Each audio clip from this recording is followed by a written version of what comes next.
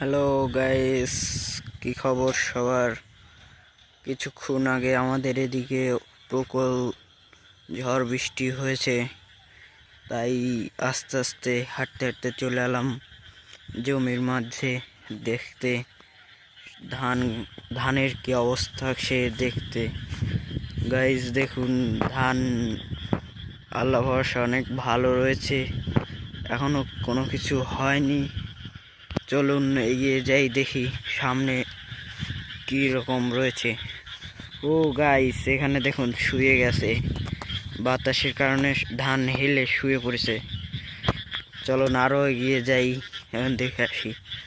ও guys, কেন তো রাস্তার মধ্যে পানি জমে গেছে, এইখান দিয়ে আমি যাওয়াই তো আমার রিক্স হয়ে যাচ্ছে, পড়েই যাই নাকি।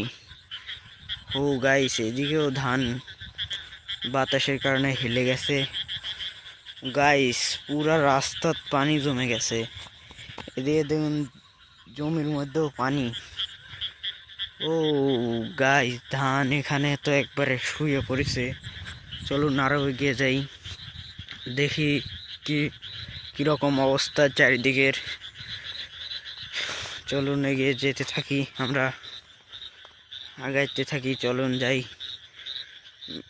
আকাশের অবস্থা খুব একটা ভালো না, রাতে হয়তো আবার বৃষ্টি আসবে।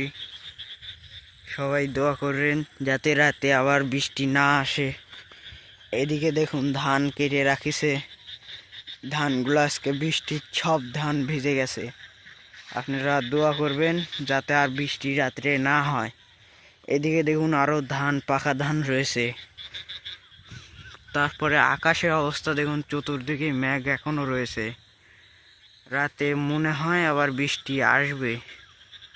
আপনাদের এলাকার কেমন অবস্থা অবশ্যই কমেন্ট বক্সে জানাবেন। আপনার এলাকায় বৃষ্টি হচ্ছে কি না তা অবশ্যই কমেন্ট বক্সে জানিয়ে যাবেন। এবং এটা আমার নতুন চ্যানেল, অবশ্যই সবাই সাবস্ক্রাইব করবেন। ধন্যবাদ সবাইকে। আসসালামু আলাইকুম।